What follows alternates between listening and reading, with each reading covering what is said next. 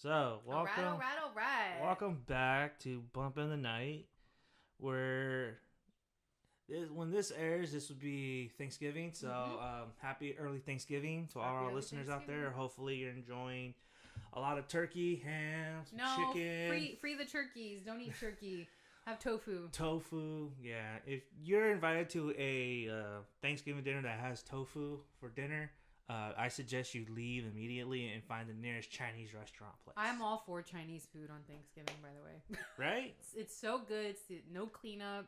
You know, it's simple. Expensive too. Yeah, that's true. Depends if you bring everyone. That's true. Yeah. Yeah, but this is our Thanksgiving episode, and we're gonna talk Thanksgiving and blood rage, right? Yeah, that's right. And I will love to open up with Eli Roth's Thanksgiving trailer.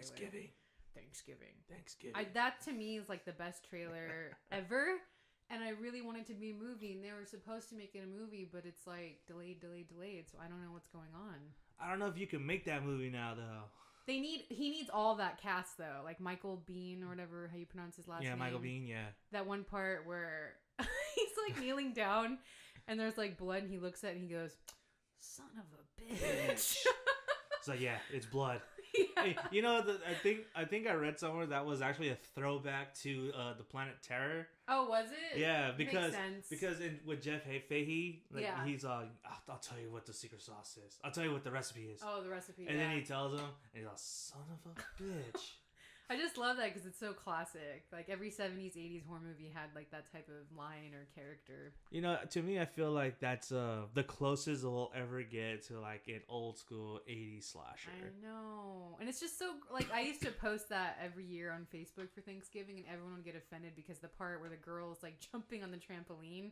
And then and the she knife, does the splits. Yeah, and the knife, and it's like, oh. And then Eli Roth making a cameo in the car, and he goes, "Happy Thanksgiving, baby," and like the girl like blows him. It's just so like. And then so she weird. reaches up, and then like his head's missing. Yeah, it's so and then like wrong. and then like not even like a day later, the same fucking night. Yeah. Like who goes out for a blowjob when all that shit is going down? Well, to be fair, we don't know when that happened. Blowjob though, come on. Yeah. Doesn't matter the circumstances. That's true, I guess. Very true. And then, like, right after that, you know, she makes out with another dude. Yeah. And then the same thing happens when his head gets decapitated. So gross. Thanksgiving. That was, like, one of my favorite trailers. Yeah. I think, along with everyone else's. I really did like Hubba with a shotgun, though. Yeah, I like that. I didn't care for, what was it, Werewolf Women of the SS? Oh, yeah. And it's Rob Zombie. And I That's probably why you didn't care for it. I liked, okay, just to clarify, I liked Rob Zombie before he remade Halloween. I love House of 1,000 Corpses. Devil's Rejects was okay. I prefer House of 1,000 Corpses more. But no, I like Rob Zombie. He just really fucked up Halloween. But that's it. That's all I'm going to say. Oh my god. Let it go. Never. Let it go. Let it go. Let it go. So do you think we'll ever see that as a full-length movie? Or even a short at this point? I don't see you know. I think they could pull it off if they did as a short. Yeah, it would still pull off and people would still be happy about that. Because it has such a huge fan base and people like want it. So I don't know. Maybe in the future. I don't know anytime soon. But if it's not him, someone else will do it. It's got to be him. It has to be. It has to be Eli Roth because I honestly feel no one else could be that over the top. Yeah, for sure. Because that movie is gonna be straight over the top. Yeah, it has to be, right? Yeah, I really enjoyed it, and you know I didn't catch this till I recently watched it, and that was when they're at the dinner table and they're all tied up. Yeah. And I didn't catch it, but he's actually fucking one of the turkeys. I know. You didn't notice that? I didn't notice that because all the trailers that I've ever seen, that scene's always dark. Like, you couldn't see what's happening. I noticed it the first time I watched it. I'm like, yeah, ew. That's what I said. I'm all, what's happening to that turkey? Yeah. I was like, what the fuck is going on? Happy Thanksgiving, Grandma. Because if you watch, because I initially saw Thanksgiving not on the DVD, but on YouTube. And there was a lot of shitty copies out there, so they were all dark and grainy. I've seen the dark version. And I was like, what the hell? I couldn't tell what was going on there. Yeah. And I read that he shot that it was in Slovenia, where he shot it in some like weird country. when he was doing another film. Oh, yeah. I don't know if it was Hostel or... No, it wasn't Hostel. It was some, like, weird country over there that he shot. Wasn't it Inglorious? Let me see. I'm going to look it up. I don't know if anything will... Because that was... What year did that come out? Do you remember? 2007. Was it Hostel 2? Might have been. Let me see. Thanksgiving, Eli Roth.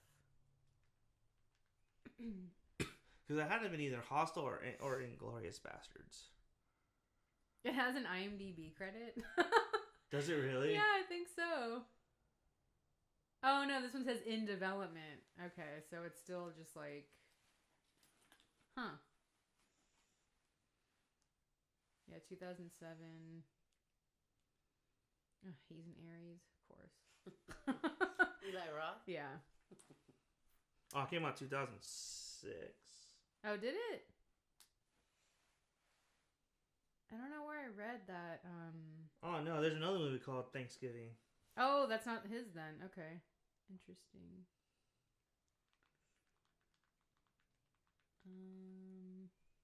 Why am I not finding it? Grindhouse Thanksgiving. Do. I don't know if this is gonna say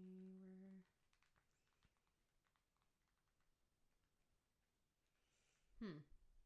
Yeah, I can't find it, but I remember like hearing that it was shot. Okay, yeah, so it was out. It was So it says here, according to Dread Central, that originally Roth was originally working on a feature back in 2007 after finishing his work filming Hostel Part 2.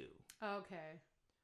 And this is what he has to say about the Thanksgiving feature. I've been working on a script with my co-creator, Jeff Randall, who plays the Pilgrim in the trailer. Mm-hmm. And it's me imitating Jeff's voice for narration. But Jeff has been working. I said that this deal is he has to work on the script while I'm promoting The Last Exorcism. As soon as I'm done in mid-September, he's going to fly to California. We're going to sit down and bang out the script. But then the planned film died out as Grindhouse flopped. So that was the major issue. Okay. All talks surrounding Ross, Grindhouse double feature spin-offs were silenced in a single weekend. Because Edgar Wright was going to do that Don't, too. The Don't one? I like that one, too. It's like, don't enter the house. Yeah. You're going to look in that bedroom. Don't. That was a funny trailer. He says he has a draft. And I'm sure he does. So if the film lives up to the trailer, we have a story mythology cracks out. It's about getting the kills right. And this was back in 2007. Yeah, it's been a while. Well, I do hope that they do make something of it because there's not really, like I mentioned, there's not a lot of Thanksgiving horror movies. I mean, we'll talk about them, but there's really not that many. No, there's not a whole lot. But, you know, Thanksgiving is one of those movies that, you know, we could watch like for 2 minutes and kind of get a kick out of it. Yeah. And I really enjoyed that trailer. I kind of make that a ritual now, like every Thanksgiving. Yeah, I watch it. I watch it. And I'll share it with people and they get all offended. Well, you should be thankful you're not that turkey. Ew, so gross. But yeah. So, Blood Rage, a.k.a. Slasher, a.k.a. there's another title. Nightmare on Shadowwood. Shadowwoods, yeah. How many titles does this film have? 3. But so, it's called Blood Rage officially. Yeah, Blood Rage is called official, but actually the official title is Slasher, though, in some regions. When you watch it on Amazon, it says, if Slasher. you look it up, it's Blood Rage, but once the credits roll, it says Slasher. Yeah. So... It's like the Mutilator. Yeah, Fall Break. Yeah, and it's like, what the fuck? What kind of movie am I watching here? You know, a lot of films back then had multiple titles. Well, I was reading up on that, and according to some films, they would do that to push them in certain regional areas. Oh, that makes sense. So, like, Nightmare on Shadowwood would have gotten certain play in certain areas, while slasher would have got major play everywhere else. So they wanted to push the movie as far as they could. Yeah, I kind of like Blood Rage though, but So I didn't realize that this was made in '83 and then released in '87. I don't know why it took so long. Because early 80s, that's when a lot of slashers were happening. So do you think this would have been more successful if it came out in 83? Because this film, not a lot of people know about this film. Well, they do now because it got a big Arrow release. But on I mean, Blu-ray. like, growing up, I never heard of this movie. Oh, no, growing up, no. I didn't hear about this movie until a couple years ago. This movie is shot like a fucking TV movie. Yeah. And but it's so gory. It's so gory. It keeps throwing me off every time I think about it. I don't know. I thought it was hilarious. No, like, I could not stop laughing. I never saw it as a teenager, but I remember. Oh, you do? You remember hearing about it growing up? I remember. Oh. The mom in this movie. Well, hey, we'll get to it. We'll get to that. What were we saying? Oh yeah. I don't know if this would have found success in '83. You don't think so? No, I don't because think so. that's when a lot of slashers were popular. In '87, you didn't. That wasn't really. Slashers were kind of dying out by then. Yeah. I mean, the acting in this is atrocious, so I don't think like that would have helped. But I don't know, because My Bloody Valentine didn't find its audience when it was initially released. That's The Mutilator. I could name a few more, but I think this one would have fallen by the wayside because this didn't have, I think we talked about this in our 90s episode where the 90s get so much flack because there's really not a mainstay monster like Jason or Freddy. Except late 90s when you had Scream. Yeah, but the 90s get so much hate because there's no franchise. And I feel like since this is not part of a franchise per se, I don't think this movie would have made it. If this movie was released like just strictly through the drive-ins, I could probably see it catching on and then later on, getting a bigger release. It's a very drive-in type of movie. It is. Even the beginning. It even opens in the drive-in. Yeah, so I fucking enjoyed this movie. This fucking movie was just so good. I love this movie, and I liked the main actor. Like, you don't really see him in a lot of stuff, but I actually liked him, and I liked his he's a big voiceover guy. Is he? Yeah, he's a big voiceover actor. He played such a good dick, though. So I don't know. And then the innocent twin part, I liked. I thought he was hotter, but I don't know. I thought he was good at being like a bad guy and just laughing and killing people, all nonchalant. I don't know. I really liked it. Huh? What was that part with the he's taking the guy he just murdered the hand and trying to touch the girl. And then she's instead of being upset that somebody is dead, she's like, why are you doing that? Yeah. There's so many questionable things that happen in this movie. What the hell? And it's all in a complex. This whole movie takes place in an apartment complex. And not one single person thinks to call the cops. Not one. And it's how much longer can that go on? It's like you're in an apartment complex. You would think there'd be some security there. Right. Yeah. Or, I don't know. And then the kitty. It seems to me in the early 80s that cheesy stuff like that was more accepted than later on. Yeah. See, to me, I think if it would have came out in 83, it might have had more of a punch. Yeah. That's what I think cheesy was more people were more into cheesy than and it was later. So gory, it was so over the top and that orange blood color and and there weren't there's not really a sex scene in it either. No, not really. Yeah, which I like. Just that one. Just that one in the beginning with the two kids. Yeah, that's it. Which is the first thing I noticed. See, that's the way I am. I'm like, that's not the kid that had the axe. The axe. They switched it or something. Yeah. Yeah, they actually say that in the trivia, and it says under the goose, said the wrong kid picked up the axe. I noticed that too, and I'm like, wait, what? Yeah, Mom. But there was barely any, because a lot of those early 80s movies had a bunch of sex and topless women, which I hate. Yeah. This one, not really, which I liked. So. What are you talking about? There was a whole scene of a girl showering. Yeah, but that's it. But I mean, if you look at a bunch of slasher and other movies, it's every 5 minutes. Torso. Yeah. Pieces. God. Those Italian horror movies, especially, but. Those are great, though. You say so. Those are great. But isn't really the sort of basis for a slasher is not really the storyline, but Sex and gore. Sex and gore sells. I mean, it just seemed like that was what they played around with and used it to sell. Is just how much sex and how much gore. Well, that's because back then they were marketed toward teenagers. Yeah. Saying, date movies. It's like, hey, do that. Yeah. But like nowadays, it's like, well, I don't know what teenagers are into now because they want to fucking watch like boring shit now. I don't know. That's a good question. What are teenagers into right now? It's like Hellfest. That's like a movie like where people are like, and that's what we're too old for now. Like, yeah, to me, does that really resonate with a teenage audience though? I don't know. Like, I was thinking about that the other day, and I know a lot of television now is good for teens, like Riverdale, which I actually really like because all the parents are like people from like Twin Peaks and Scream, so that's why I like it. But I don't know. I feel like teenagers are more into video games, you know, because if you look at a video game, there's like a story now, there's like a backstory, and I don't know. So it's like everything needs to have an answer. It's like you can't have just like and such quick time too. Yeah, you just can't have a killer and then without explaining him. Well, that's what I was gonna say. I think that people's tastes, even as teenagers, have just become more sophisticated. Yeah, and I think it has to do with how much information is available to people now. I don't think they're sophisticated. I just think they're dumb.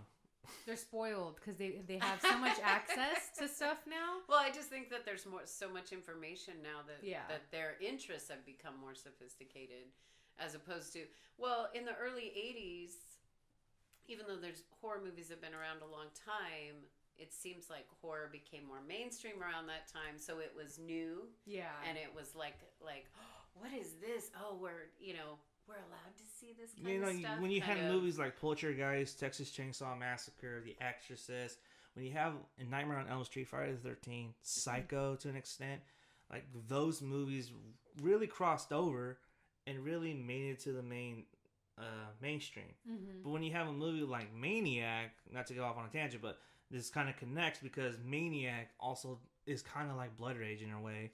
Yeah. Where you have a vicious killer who is human. And yet you don't know why he's doing it. He's just you don't know why. Well, you kind of do, but we'll get into that right now.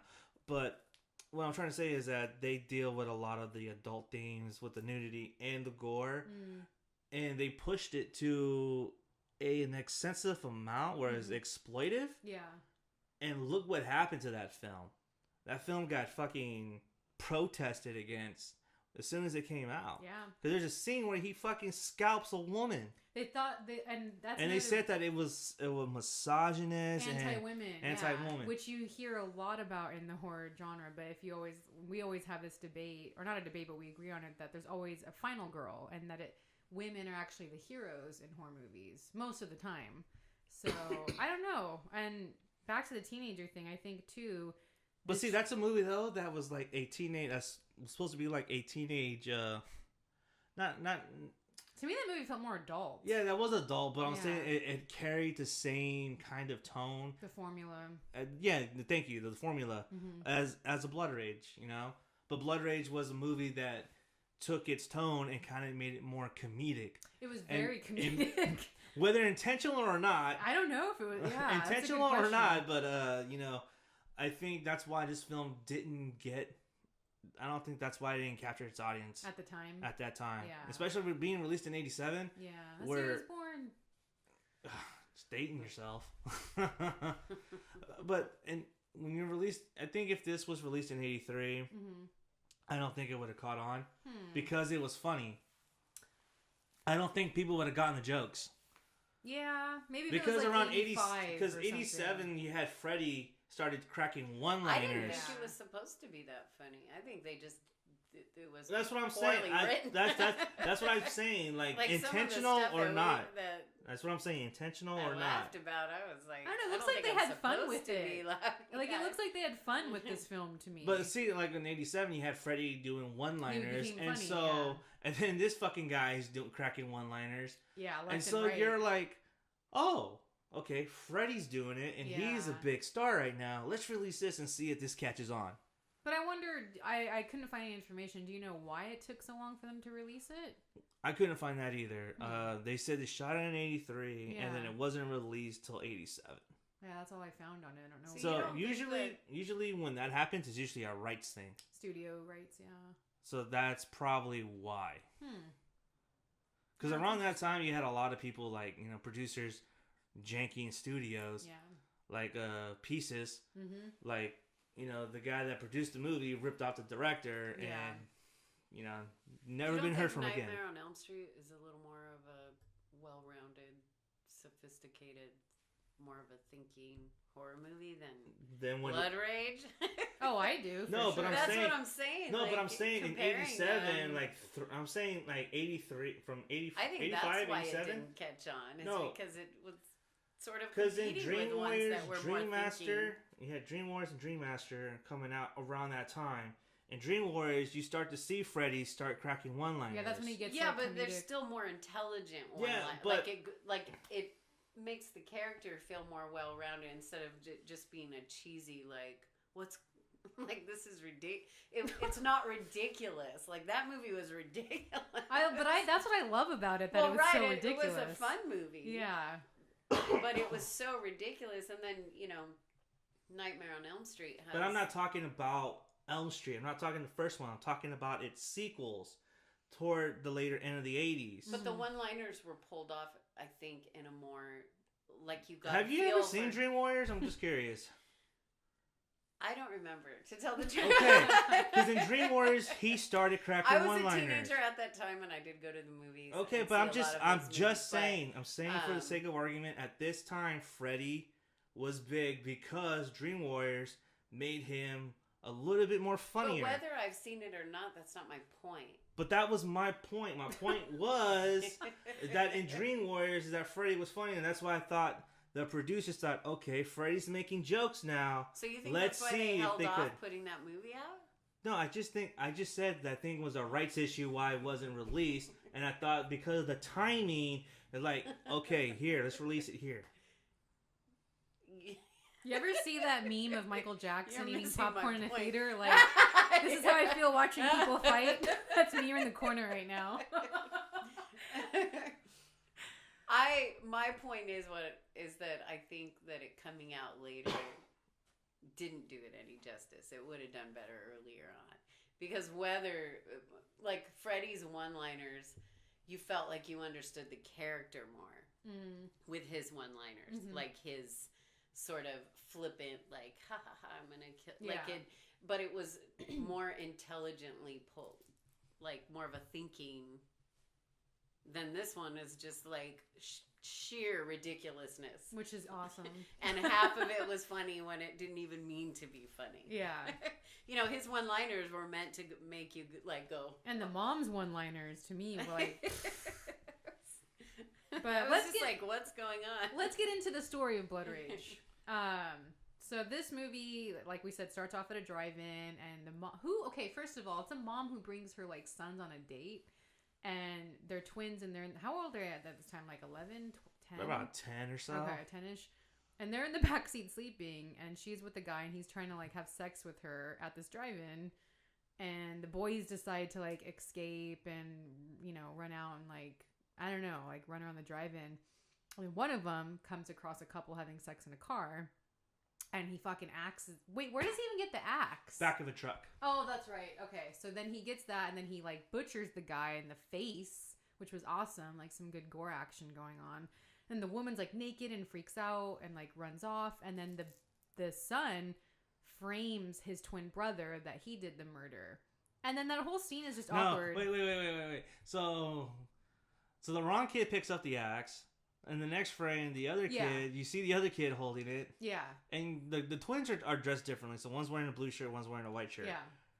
So the kid in the blue picks up the axe, and then the kid in the white shirt all of a sudden has the axe. Mm-hmm. But the kid is peeping on this couple in a car, and he's just staring at them with a big fucking grin on his face. He's a pervert. And the guy's all, get out of here, get out of here. Was the door already opened, or did he open the door? I don't remember. Because then all of a sudden, I just remember him pulling out the accident and slashing the guy in the face. Yeah. Okay, here's another thing. It was through the window. And here's another thing. So as soon as the girl runs out butt naked, in the fucking drive-in, that was really hilarious.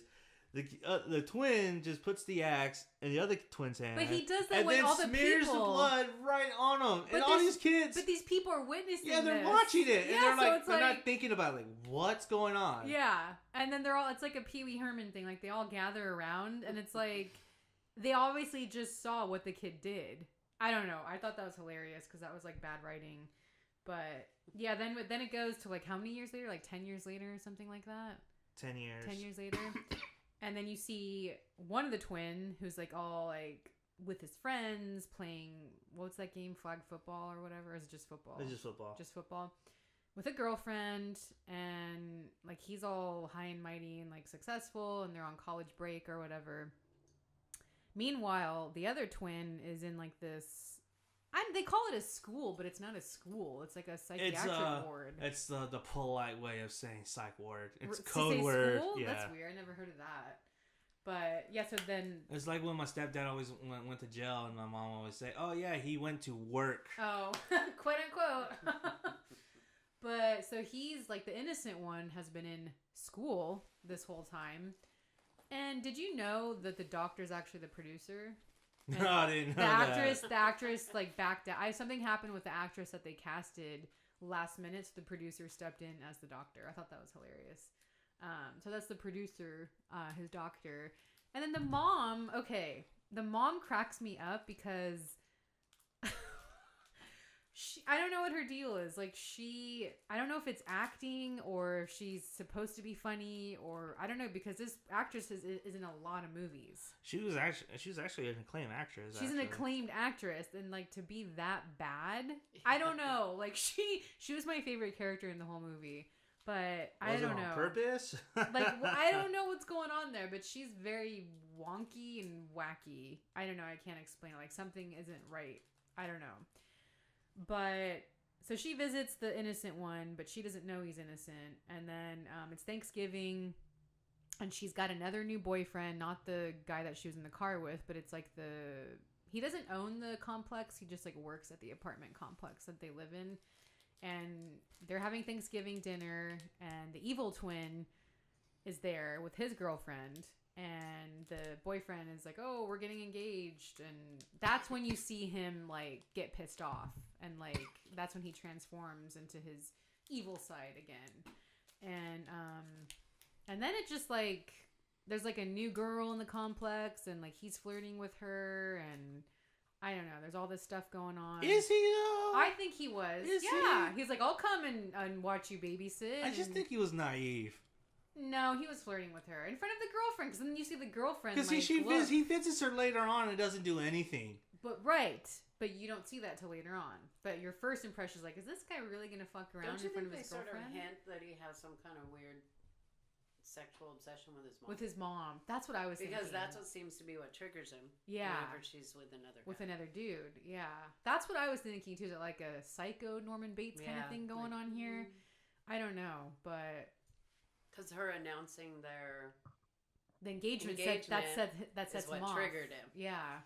So, and before her making out with the guy is what triggered him. Mm-hmm. And then I think so. Yeah. I think there's a weird thing going on there. And then, so yeah, then they get a phone call saying that the brother escapes. And then he like openly says that in front of all the guests at Thanksgiving. Oh, you're going to meet, since you're going to be meeting the whole family soon there, Ted. Like, wow, okay. And then mom gets like all pissed off. And then she like starts... Okay, this is my favorite part because I'm like, oh, like I relate to her in a lot of ways. Because then she starts like cleaning the house, like not knowing what to do. And she's like eating on the kitchen floor and then like drinking and like just cleaning everything. Meanwhile, like the brother's on the loose and then like everyone like goes their separate ways. And then the girl is like babysitting. I don't know. There's a lot of stuff going on, but it all takes place in this apartment complex. So I don't know. There's a lot of scenes I actually really liked in this. I don't know if you want to open up with yours. Well, before we get to like the gory stuff. Okay, so right around after dinner, he cracks that joke about you meeting the whole family. Yeah. But before that, the girl offers him to come over and babysit. Yeah, and then he's already dating this other girl. What's her name? Maddie? Karen? Is it Karen? I think it's Karen. The blonde. They're both blonde, but yeah. Hold on. I thought it was Karen. Yeah. It's Karen. Julie is the new one. The rock chick. Yeah, the drinker. And so, anyway, right around the time they all break off. No.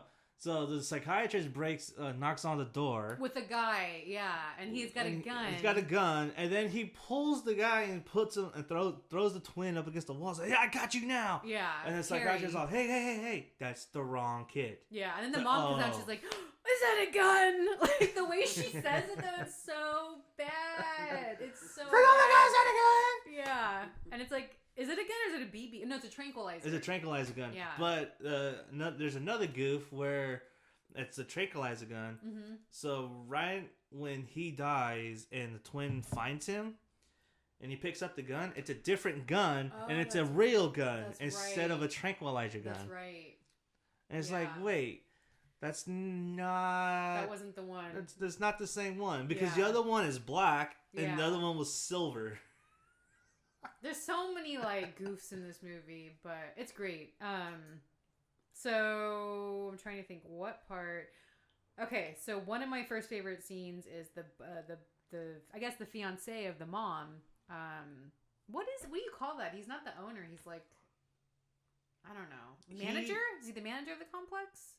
Yeah, he has to be. He goes back to his office, and Terry's the bad one, right? There's Todd and Terry. Yeah. Terry fucking murders him and like chops his hand off and like, oh my God, the blood goes squirting and he's just like laughing and smiling. And then he goes into the bathroom and says, "It's not cranberry sauce." And he says it in the movie like a million times. It's not so cranberry sauce. That's not cranberry sauce. It's so great. So then he like changes his clothes. And then he just starts killing people one by one. He takes a shower, yeah, all calm, changes, and then just walks out. Yeah. It's like nothing ever happened. Nothing ever. And he's so calm and collective about it. And my question is, where does he get all of those weapons? He's got like... Because then he lays it out in the woods. Like, where do all those weapons come from? Well, if you think about it, those are all like maintenance... Oh, like things. A maintenance storage closet or something? And since like his mom was dating the manager, of course he would have access to it. Yeah. So, because he has a machete. He's got like a machete for... That's what he uses for a lot of his kills, but I don't know. Fucking Terry. Terry's kind of an oddball. Because every time he kills someone, he says, "Hi." Yeah. Hi. And he's just like... And he's smiling a lot of the time. And just so like, nothing happened, you know? He's just got like a chill, calm, collective attitude. Meanwhile, his brother makes it back to the complex and starts trying to like confront him, but he's too scared. So he actually does confront him, but then he like runs away. He's like catatonic or something like that. Yeah, I don't know. And it's funny too, because he's all trying to break into the house, and then Karen comes up like... Oh, yeah. So I never kissed a girl before. You're like, Terry, is that you? Hey. No, I'm Todd. I never kissed a girl before. And then she like runs away. And he's like, "Oh, okay. Good luck with that." I thought Todd was cuter than Terry. Like they're the same person, but like his like I don't know, his hair and like demeanor was like cuter than Terry. Because he's not a psychopath. Well, I like Terry psychopaths. Had this like greasy. His hair was too. Yeah, it was like a mullet. Yeah, like Vinny the Rat or something. It was like his hair was just like a slicked back mullet, and his ears would stick out. I don't know. And it made his face even look different. It did. Like the other guy with his hair all natural look. It was cuter. Yeah. So yeah, and meanwhile, like everyone then like goes back to this one apartment and they all hang out. Yeah, they all hang out. And then Julie's not the whole entire time. She's just trying to get laid. She's trying to get laid, and she's like a party girl. And she's like, I miss the days where guys were horny. and then the guy's well, I guess that's my turn then. Yeah. I'll be right back. And then they go to like the bedroom. Oh my God. I was like, be straightforward like that.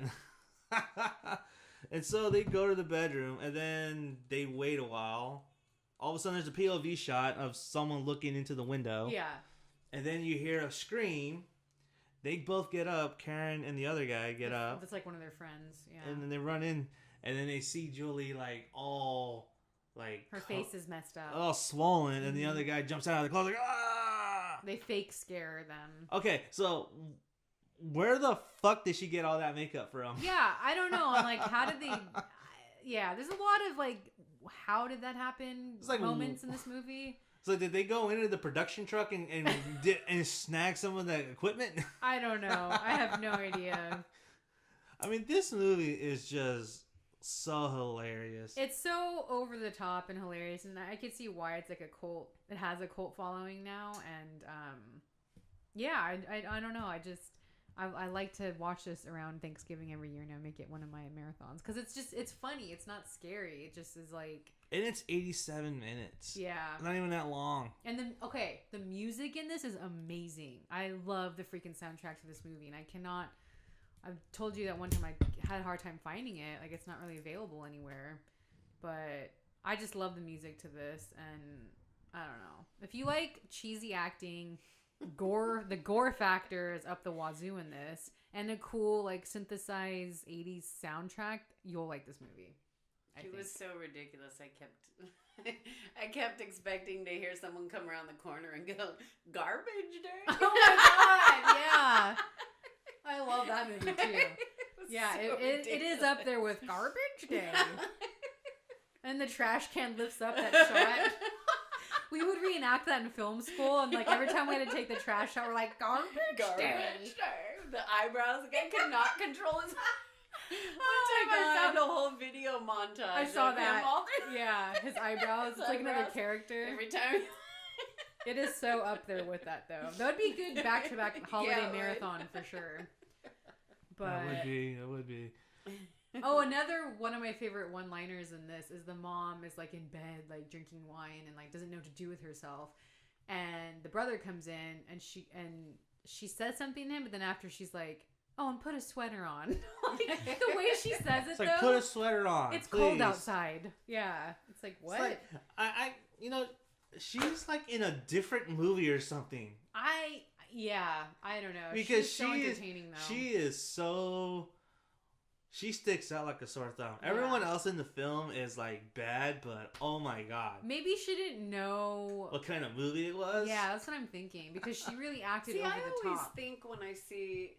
And because I've seen movies where usually the actor or actress is really good and then they're really bad. And to me, I always think it's the directing. Because basically they're being told what... I mean, basically they're being direct. They may have the acting chops. They may know what they're doing acting-wise. Yeah. But to me, it seems like if the directing is off or if their vision is a certain way, that they sort of... basically the actor's a puppet. So if they act what they think is how it should look, and then the director goes, "No, that wasn't, you need to put more behind that, or your voice needs to be, She's so dramatic. Yeah. And I mean, I get it. Like your son, your two I've sons. seen her in other things. But that's what we're saying. Like, she's an acclaimed actress. And in this, she's just like... In fact, when we put it on, I was like, she's in this? Yeah. I'm like, what the hell? This is so cheesy and crazy, but she was so... Maybe she couldn't get anything at the time. So apparently this was a Nightmare of Shadowwoods, which is the original title. Yeah, was actually cut for cable television. What? Yeah. There's no way this could have been for... It was so gory. So this is an alternate version of it. It says Nightmare of Shadowwoods was the TV title for the film. Huh. And heavily edited, abbreviating much gore, but it contained a swimming pool scene not found in the 87 VHS version. The latter contains all the gore and includes an early scene where missing from Nightmare on Shadowwoods where Maddie visits Todd at the mental hospital, which is Maddie what? Maddie visits Todd at the mental hospital, which is Wait, earlier who's in Maddie? the film. The mom? The mom. Oh, okay, that's her name. I don't even know. I don't remember her name. Huh. Yeah, so this was actually cut for TV. Maybe that explains why it looks like it's a TV. Well, you mentioned that, yeah. Totally. Well, maybe that's why it didn't come out till later too. Could have been because I mean it was. Well, it said after the film was shot in '83. Even on cable, I don't remember. even the film was shot in 1983 and it was given a limited release in theaters. By the Film Concept Group under the title Nightmare on Shadow Woods in 1987. A cut of the film truncated considerable amount. Okay, so yeah. So it did get a theatrical release in 1983. But like I said, it was like the drive-in movie. Yeah. And then in 1987, it was retitled for Nightmare on Shadow Woods for the TV. Does it say what, like network? No. It's so gory, I can't. I wouldn't be surprised if it was Lifetime. If they took the gore out, total Lifetime it, because the mom and son relationship, yeah, I could see that. Just the mom by herself, that's a total Lifetime movie right there. And then when she's like on the phone trying to like call her fiance's office. Okay, that so whole scene. So she's in the living room. So at this point in time, Terry already killed her fiance. Yeah, he was like the first one to go. And he dies a horrible death. Pretty bad. And we don't see how bad it is till later on in the movie. Yeah. And so she's on the phone with the operator trying to call him. And she knows where he is. And he tells her, stop by the office. I will be there all night. And she doesn't have the decency to go and check. She doesn't do it. She fucking goes in and takes a bath. And drinks wine and eats in the kitchen on the floor. And cleans the house. Yeah, it's like. But she doesn't go and check on. She can't walk like what? It's not even that far, I'm sure. And actually, there's no geography either because you don't even know where the office is in relation to her house. Because all of a sudden you see him walk off, and then cuts to the next frame, and it's like inside the room. Inside his room. This is a cool room, by the way. Yeah, and it's like, wait, where is that? And it looks like a living room. It doesn't even look like an office. Yeah, because if you look at their living room where Todd is like on the outside, it's the same window, like the same doors and stuff like that. So obviously, it's not an office. Like they cheaped out and like probably just used that room and redecorated it. No, I'm serious. Like I'm sure that's what they did. But yeah, I don't know. Like this movie's just it's so freaking hilarious. And then. The little girl and her cat, though. What was the quote? You're gonna hurt my kitty. But oh no! When Todd runs across the little girl's house, don't let anyone in. Yeah, there's bad people out here. There's bad people out here. Do not let anyone in, no matter what they say. Yeah. And then foreshadowing, Karen goes up to that same apartment, and the little girl's like, "I was told not to let anyone in." Of course. She's like, "Please let me in." Yeah. Like, no. So okay, everyone dies pretty much except the Karen. girl. Except that Karen. Okay, so hold on. So Terry goes to the babysitter's house. Yeah. Right. And she puts on a horror movie, and she puts on the moves on Terry. He's not feeling it. Yeah. It's like, nah, it's all good. And the owners of the house come back. They were a trip, too. And they were like, oh, what's going on in here? And they're like drinking, or the girl is drinking alcohol and like... Plain as day, just sitting on the fucking table. Tomato juice and vodka, was it, I think? Yeah. But it turns out the mom just, like, she's got a baby, but she's kind of a loose person, too, because she just wants this guy for his money, because she's like, I'm trying to get you a rich daddy. Yeah. And that's what she tells the baby. Yeah. And so the Julie and Terry, they both leave. And, you know, Julie fucking leaving because she's not feeling it. It's like, oh my God, I'm not getting laid tonight. Mm-hmm. And Terry goes back home. And then cut back to that same apartment where it's the mom and the sugar daddy. Mm-hmm. They're getting it on. She gets up and gets ready. Yeah. And then he hears a knock at the door. He's like, hey, it's that kid from earlier. I'll see what he wants. And then it cuts back to her in the room getting dressed. And then she comes back and it's like, where are you? Where are you? She looks at the peephole. That was a cool and it's like, oh, well, how'd you get out there? Yeah, because she sees his face through the peephole. And then she opens it, and then it's just his fucking head tied up. Yeah, hanging there. Like, that was a cool scene. I liked that. And then she starts flipping out. It's like, oh my God. Yeah. And then he jumps out the closet, and you don't really see her death, huh? He doesn't. Yeah, they don't show it, but the baby's still in the room. And the baby's like crying or like making noise at this point. So you're thinking, oh my God, is he going to kill the baby too? See, that's where I was thinking. I was like, oh shit. Is he gonna smother the baby? But she's gonna get it. They don't really show that though. Yeah, I don't remember her death being shown. Yeah, maybe they didn't have time, or they cut it, or something. Or maybe they just didn't want to do it in front of the baby. Yeah, that's a possibility. So the baby's found later on by Karen. Karen ends up back in that apartment, and then she rescues the baby and runs out of there and goes to like the pool area. Okay, why the fuck would you go to the pool with a baby? Why don't you just leave the complex, right? No one calls the cops in this movie. Every time someone calls the cops... Isn't there a car available or something? So every time they call the cop, someone says, let's call the cops. Like, no, we need to handle this ourselves. Yeah, it's like, what the fuck are you going to do? Yeah. So she rescues the baby, goes to the pool, and then Terry is there, and like he knows where she is, obviously. He's just toying with her at this point. And she's hiding in like the bathroom, like the stall, but she puts the baby... Which is kind of like what happens in Halloween 6. Yeah, she puts the baby underneath the sink. Yeah, hides the baby under there in the bathroom. So then he knows she's in there, and then she like thinks he's gone. This is what pisses me off in horror movies. They always think they're gone. No, they just left like 2 seconds ago. Any noise you make, they're obviously going to hear you. But no. So she gets out, and then he's there, pops out, and then how does she get out? She hits him or something? No. What I love is the fact that she gets the baby. She sits at the edge of the pool. No, but how does she get out of the bathroom? No, the door's already open. She just runs into the door. Oh, I thought she like hurt him. He goes, "That hurt, Karen. That hurt." No, that's later. Oh, that's okay. after. Okay. That's after. And so, no, what I love is she's sitting at the edge of the pool with the baby in her hand. Like, who does that? It's like, why the fuck would you do that? You're gonna drown the baby. Yeah. If you slip, right? And then he just creeps up, walks gets on the diving board. Yeah. And he starts jumping on it, and she hears, is like, what? And she looks like, hi. Yeah. And then that's when she runs into the bathroom. I liked that scene, though, because he's just having fun with it, And he's just like, hey. Like, he gives no shits in this movie at all. Nah, he's completely insane. Yeah, completely.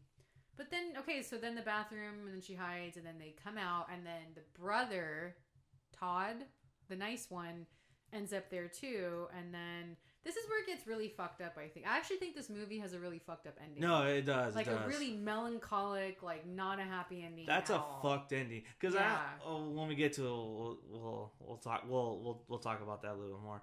But so earlier in the movie, Todd confronts Terry. He pulls a gun on Todd, on Terry, and he can't pull the trigger. He can't do it. And then he runs away. He's catatonic again. And he's like, oh yeah. And so he runs, and then Terry runs after them.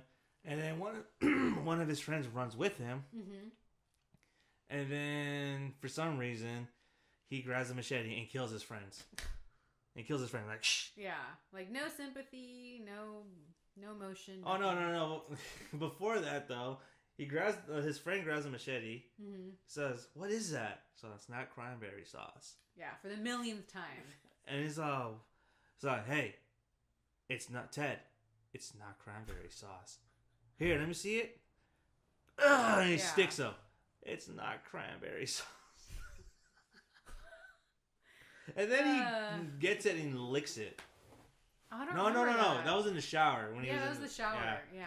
Or when he's in the bathroom, I think he does that, like with his finger or something. But... And so he kills all his friends. And then Karen's the only one that's left. Mm-hmm. She hides in the storage closet. He knows that she's in the storage closet. Of course. He knows where she is at all times. And so he leaves, comes back, and then she thinks, okay, he's gone. Yeah. She runs out, and then he's sitting there with a dead body. He's like, hi. Yeah, waving. Waving the dead body, the dead hand. Like, yeah. Hi. And then she kicks him. Oh, and he goes, Karen, that hurt. And she runs away. Yeah, the exchange, that was what I was saying earlier. The exchange is like, kind of flirty as opposed to her being horrified. Yeah. Like her kicking him and like, why are you doing that? Yeah. I don't know. Or why are you doing this? Why are you doing this to me? And so this goes back to the pool because this is where Todd comes up and tries to stand up against him. Yeah. But he can't do it because Terry says, you're going to pull the trigger this time? Mm-hmm. You can't do it. So Karen... grabs the gun away from him and says, I'll shoot you. And she does. Yeah, I think she shoots him in the arm, right? Yeah, or like the side or something. Yeah. Because it barely nicks him, and he's like, oh, well, I'm gonna have to kill you too now. Yeah, and then she doesn't he? No, he knocks it out of her. He knocks it out of her hand, pushes her, and then he throws Todd into the pool. They both go into the pool. Yeah. And then they both come out. And then they both come out on opposite ends. Mm-hmm. And then she kind of rescues Todd because he's kind of like having a hard time, so she pulls him out of the water. And then the mom comes out. Yeah. With the gun and shoots him. But what is Terry? Terry's holding something, isn't he? So Terry's holding the machete. The machete. So she thinks it's Todd the whole time, and then he gets shot, and then he like falls. And then this she fucking empties the fucking clip into him. Yeah, she fucking does. empties it and shoots him in the eye too. Yeah. Like, that was brutal. I was like, what the fuck? Like, she can shoot? Yeah, I know, right? Can't go in a freaking office, but you can shoot a gun. But this and the whole entire time you're drunk. How the fuck do you have the sight lines for that? Man, she downed a whole wine bottle. She's a functioning alcoholic. But this is where it gets messed up. So then Terry's dead, but she thinks it's Todd. And then she hugs Todd, thinking it's Terry, and says, "Oh, my beautiful boy, you're the bestest." Like she's giving like this whole speech on how great he is. Oh, it's just us. Like everything's fine. Everything's normal again. Todd's gone. And then he looks at her and he goes, "I'm Todd," and then she's like freaking out, and then that's how it fucking ends. No, it ends with her fucking blowing her brains out. Oh, that's right. Oh my god, yeah. Then she can't handle what just happened, so then she's like, herself. "I killed my baby." Oh my god. And then Karen like runs out with the baby. We have no idea what happens to them. They just run out. And it's like, and Todd is left alone all again. By himself. Again. I was kind of hoping Karen and Todd would end up together. Oh, that's not gonna happen. That wouldn't happen. He's cute. He's never kissed a girl, and I don't So know. So what? She could have broke him in? Is that what you're saying? Yeah. And its ridiculousness. I thought that ending actually was probably the. I thought out of the whole movie the ending was the best. I agree. But I really liked the dark ending. It was just so messed up. But, that was an amazing ending. Yeah. I have to say. And no hope. And I think in their way they were trying to offer up an explanation for his sort of like playing into the mom. Like the mom was also obsessed with him the boy in a weird way. Yeah.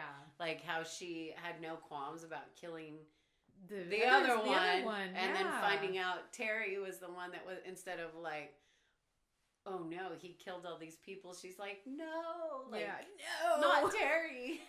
Like that. I don't know. It's such an unsettling ending. Like sleepaway camp. Like just like what? Like you're left with like no hope and just like I mean, for as far as like horror twist goes, that's a twist that a whole lot of people don't talk about a lot. Blood Rage, this one, yeah. Because I think that's an excellent twist. Mm-hmm. Because, the mom can't deal with what she just did. She just blows her fucking brains out. Now, initially, what I had thought was going to happen was that she kills the right one. Oh, yeah. When I first saw this, I could see I thought she was going to kill Todd by shooting him in the back. Because it kind of makes sense. Because she can't grasp, like she... Actually, that would have been a really good fucked up ending, too. If she killed the good one, but protected the one that she knew was killing. But then Karen comes in and says, hey, you killed the wrong one. You killed... Like, he was innocent. And then... I don't know. But I feel like, if Terry would have killed Karen right then and there, and then... Oh, for sure. Terry would have killed his mom, I think that would have been a great ending. And then he would have put it on his brother again. But then, because he would have, like, slashed his own arm. Yeah. And then put the machete, like, next to him. Like, oh, my God. But they could still have done a sequel to this. They could have made the brother so fucked up. Like, so traumatized. Yeah, and then they he did. could have been a serial killer. Well, actually, no. You know what? Maniac was released 3 years earlier. Never mind. Yeah. I was going to say, you know what? Recast him as Joe Spinell. Oh, my God. Can you imagine? That would be awesome. Yeah, so they could have done a sequel to this. Do you think this film will get remade? No, you can't remake this film. They're making Night of the Comet, and remember I told you. Like, yeah, but see, here's the thing, though. Here's the thing. Like, Night of the Comet is like so of its time that I think it probably would need. I think it'd probably do it a service, an upgrade. Say that. I'm just saying because betraying everything. I'm just saying because like it could use an upgrade, and with with everything that's going on now, it kind of makes sense. Like our worlds, like the fire, like our political climate, all that stuff. I think it would make sense. And on top of that, you would have like actually 2 Valley girls that are so heavily like in their phones and stuff. Yeah, like self-absorbed that they wouldn't notice what's going on in the world. But then that defies it because the main character in the comment, I know but I'm saying such a powerful character. Yeah, but I'm saying though, like I think it'd be more of a comment on how people are just self-absorbed. I think because like they don't know how to survive today. And I think so reliant on technology. Exactly, and I think that'd be a smart upgrade, and kind of be like commentary on society as a whole. It's like what then would just make another movie like it, but not Night of the Comet. Make it like another apocalyptic movie. Well, you would need to do a Night of the Comet because it has that comedic tone. I don't know. I'm just over the remakes. But I hope this doesn't get remade. I don't know. Everything's out the window now. To me, like I think slashers are kind of hard to remake because you can't remake. They're doing it though. I know, but I'm saying though, like they're hard to remake because you're not gonna be able to do what you did in the 80s. And that goes back to what filmmaking back then was a lot different than filmmaking now. But that goes back to what we were talking about earlier. How what are teenagers into now? They're into remakes because everything has been remade. Well, they don't know that. I'm just saying that's what. But teenagers, a lot of teenagers don't even know like the Texas Chainsaw Massacre was initially a remake. Right, but that's what I'm saying. That's what this generation is now. Like what they're into, what they're going to see. Remakes. It was so successful, and a lot of teenagers went to see that. So well, it was a lot better than the original. I disagree. Well, no, I saw the original look, when it came out. Even then I was like, what the I thought hell? Curry was a lot better than Skarsgård. I think maybe that because I read the book. Wait, you read the book? I read the book too. I think that remakes. It's not fair to put the burden on remakes on themselves.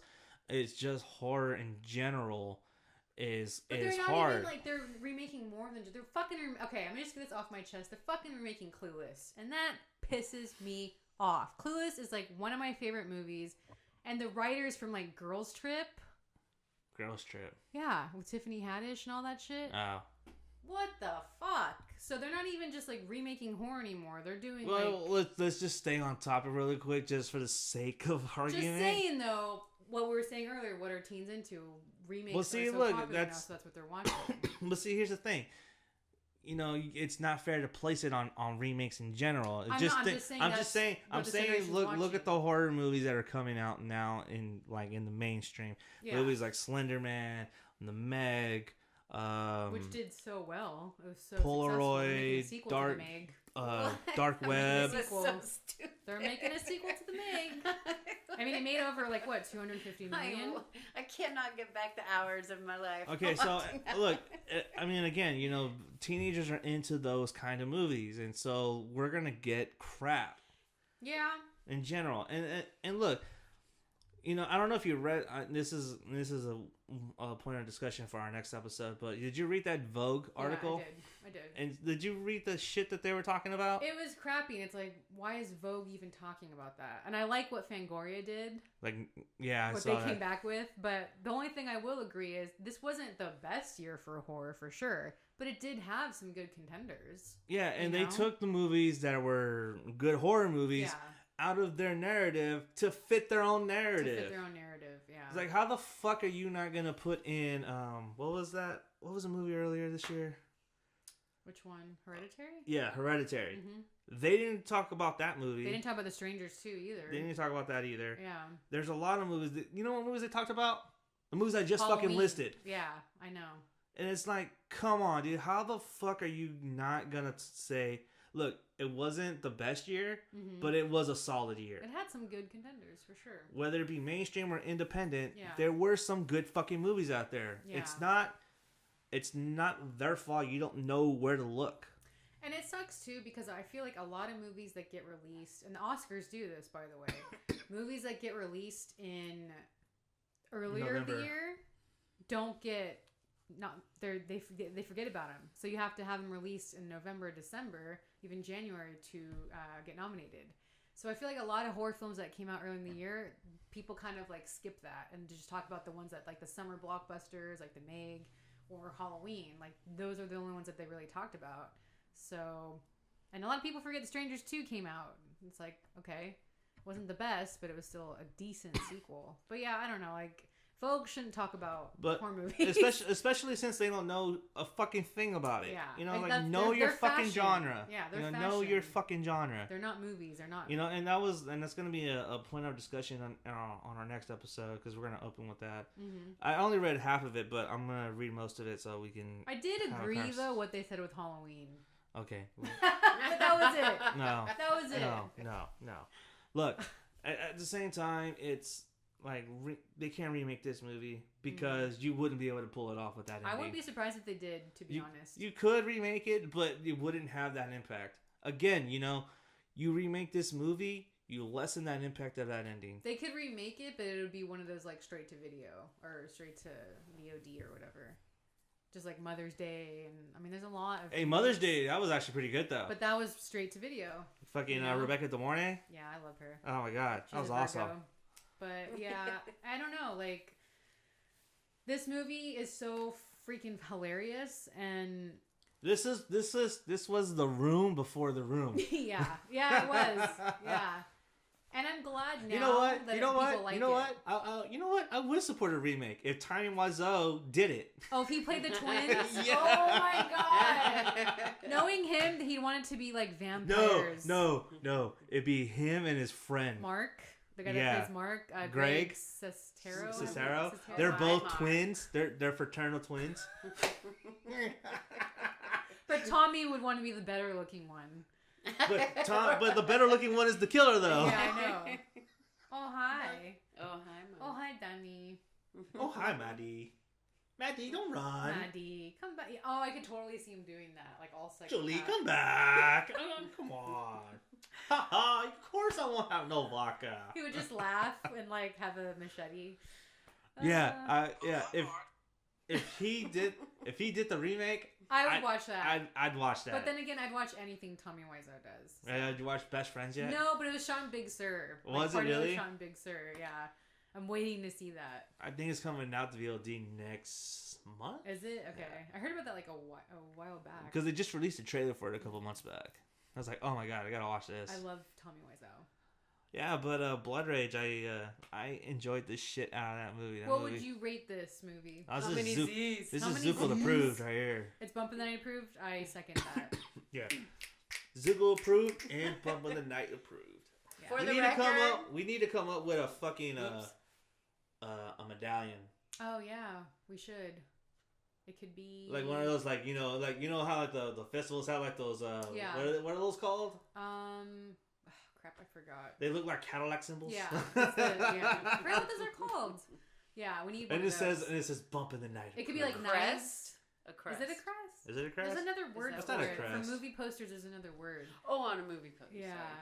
But we could do like knives or something. I wasn't even paying attention. Way to go, producer. Drop the ball. For the record, I want to say I'm a You don't have to fucking Tim yell. Curry fan. So when I say that the movie the original sucked, we're back to it now. We should just do a whole well, episode I agree on that. about Tim Curry. We should just do a whole episode on I that. totally agree about Tim Curry. So I love Tim Curry. I'm a the huge new Tim Pennywise Curry was not scary at all. Yeah, sorry, I just enjoyed the story more, and I thought the acting in general, all the way around. Bad acting will take me, but I'm at the my brain is. I didn't think engaged. the original had bad acting. The kids? I didn't think the kids were bad. No, the adults. The kids were better, but one thing like Jonathan Brandis? I was just like, oh my gosh, some of this is so weird. And I just didn't enjoy the way I don't know, I didn't enjoy it as much as the new one. I just thought it was scarier. Like his makeup was scarier. And I guess I wasn't really scared either. Even with the original, I didn't find it scary. I didn't find it scary either, but I'm just saying to me that, like I said, like the original Evil Dead, like cheesy makeup to me is scarier than CGI. I thought the CGI. Oh yeah, I'm not a fan of CGI. It was terrible, and that was all Pennywise in the new one. I think all it's CGI. just the story, like the kids, the acting. I thought was way better. I felt like I was more felt more engaged with that story than watching the. I just thought they tried to make it too TV. comical. The kids, they tried to make them too funny and not like fucking scared. You know? Yeah. Like Eddie and although I liked Eddie, I just felt like there's so many jokes and it's like okay. Yeah. Like that's why I'm thinking maybe this is marketed to like the teenagers of today. I don't know. Would I have liked it more if I was younger? I don't know. Okay, so before we get any fucking we should do a whole messages, episode on it. Before we get any fucking hate messages, we're not saying that you're fucking stupid or calling teenagers stupid. I know. I was thinking about that. So yeah, I'm not saying that. No, I'm just saying if you're listening, you're gonna isolate some of your audience. If you're listening, it's not what we're saying. We're just saying that we're not calling you stupid. Yeah. We're just saying that it's a preference. You know, Right. it's a different millennials. Well, we're considered millennials. We are considered millennials. If you're born after 84, you're considered a millennial. Yes. Even though I don't feel like a millennial. It's that's a whole nother thing that I'm we're glad. not dissing teenagers. We're just saying We're saying, look, your outlook is a lot different than ours, and what you like, we don't like. What we like, you're not gonna like. I mean, that's just that. I mean, that's fine. You change as you get older what your preference is. Yeah, and so it's all subjective. You know, we love all horror, and we're not trying to be negative. We're just trying to disclaimer. We're just trying to say where we're coming from. That's all. Yeah. You know, we're not It's trying too late. to put you down. You insulted a whole bunch of teenagers, and now they're just like, "Fuck you, fuck you." And so that's about it. And plus, my co-host is drunk. So. I'm not drunk at all. I wish I was drunk. So that's. I wish I was. So that adds to it. It makes dealing with you easier. Yeah. Maybe I should drink more. I think I need to drink more to be around. What I have were you to drink looking a whole at? lot. You were looking up something. What were you looking at? Oh, I was looking up what those awards were called. What are they called? I can't find it though. I forgot. I tried Sundance, but I can't find the logo, so I can't. I forgot what they're called. Tribeca and all those things. I can't find it. I bet it might be Cresta. I think she might be right, but I'll have to look into it though. Yeah. Because I know they look like. They look like an olive branch leaf. Yeah. Yeah. But we could make one with like knives or machete or something. I don't know. We could like make our own symbol. How about femur bones? Could do that. My know that milkshake. happened. My milkshake brings our boys to the yard. Oh, sorry. I was just playing my theme song. Okay, no, so that's about it for today. Well, we want to wish everyone a happy We want to wish everyone a happy Thanksgiving. Happy Thanksgiving, everyone. Drive safe. Be safe out there. Don't breathe the California air. And our thoughts and prayers are everyone out there to paradise. So, if you're out in San Jose, San Francisco, wear a mask because it's pretty bad out there. All right. All right. Stay scary, everyone. Bye. Thoughts and prayers.